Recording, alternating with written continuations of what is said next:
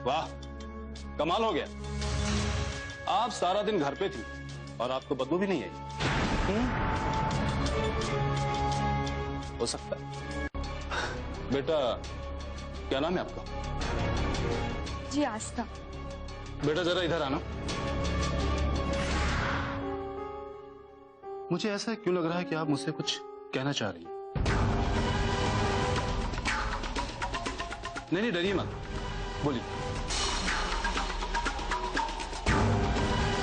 Inspector साहब, ये लाश मेरी भाई प्रत्युष की है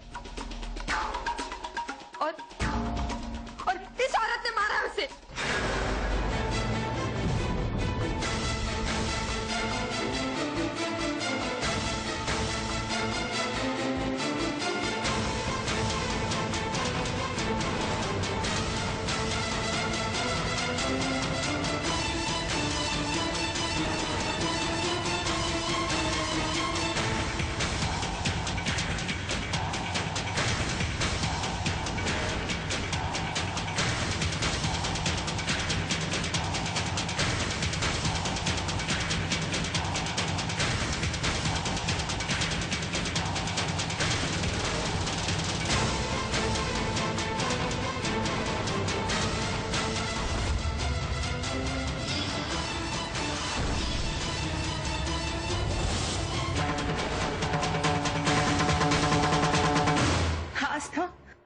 ये तुम क्या कह रही हो?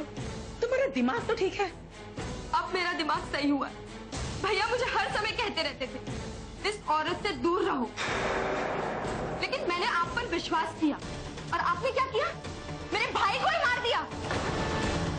आस्था, बेटा मेरी बात तो सुनो। अपने गंदे मुंह से ना मेरा नाम भी मत लो। सुना तुमने? तुमने ही मारा मेरे भाई को। क्या कहा तुमने? जी इंस्पेक्टर साहब, इस औरत ने ही मारा है मेरे भाई। इंस्पेक्टर साहब, आप इसकी बात मत सुनिए। ये नादान है, बच्ची है, ये अभी होश में नहीं है। कौन होश में या कौन नहीं, ये मुझे समझाने की जरूरत नहीं है। आप चुप रहिए। बेटा, आप ये कैसे कह सकती कि इन्होंने आपके भाई को मारा? इंस्पेक्टर साहब, ये औरत हर समय मेरे भाई के पीछे पड़ी रहती थी, हर समय उसकी गलतियां निकालती थी, झगड़ा ही करती रहती थी उससे। 2 दिन पहले इसने मेरे भाई को धमकी दी कि मैं तुझे काट के फेंक दूंगी। इंस्पेक्टर साहब, इसी औरत ने मारा है मेरे भाई को। ये बिल्कुल गलत है इंस्पेक्टर साहब। हाँ, आप कुछ बोलते क्यों नहीं?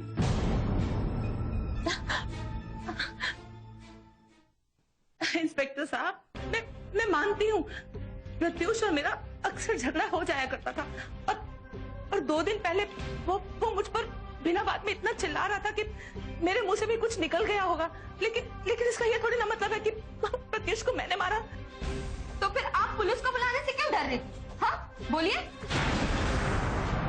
देखिए, कौन गलत और कौन सही ये बताने की जरूरत नहीं है। मैंने अपना सब कुछ न्यौछावर कर दिया, ये सोचकर कि बिन मां के बच्चे हैं। 10 मिनट में नो रुकावट।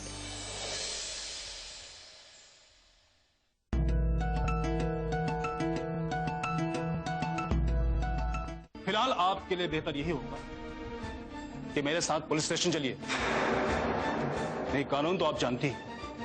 हाँ इंस्पेक्टर साहब, मैं कानून जानती हूँ, क्योंकि मैं पढ़ी लिखी लेडी हूँ। मैं आपके साथ चलने के लिए तैयार हूँ। चलिए।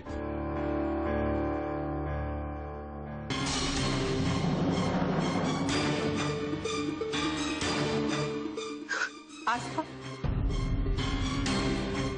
तुमने ये ठीक नहीं किया। खराब, मैंने अपना सब कुछ न्यौछावर कर दिया, ये सोचकर कि बिन मां के बच्चे हैं। लेकिन आपने बहुत अच्छा तोहफा दिया मुझे। धन्यवाद। चलिए इंस्पेक्टर साहब।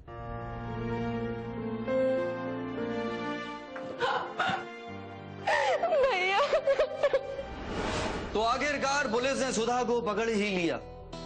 और अगर यही प्रत्युष की प्लानिंग थी तो वो अपनी प्लानिंग में सक्सेसफुल रहा। सुधा को अब कोई नहीं बचा सकता क्योंकि सारे के सारे सबूत सुधा के खिलाफ हैं।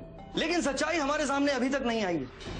क्या सुधा ने ही प्रत्युष की जान ली है या फिर गुस्से में आकर प्रत्युष ने कोई खतरनाक कदम उठाया है? आप भी सोचिए। कल फिर होगी आपसे मुलाकात। रखिए अपना ख्याल। नमस्कार। आपकी वजह से मैंने अपने भाई को खो दिया। बहुत बड़ी गलती हो गई मुझसे।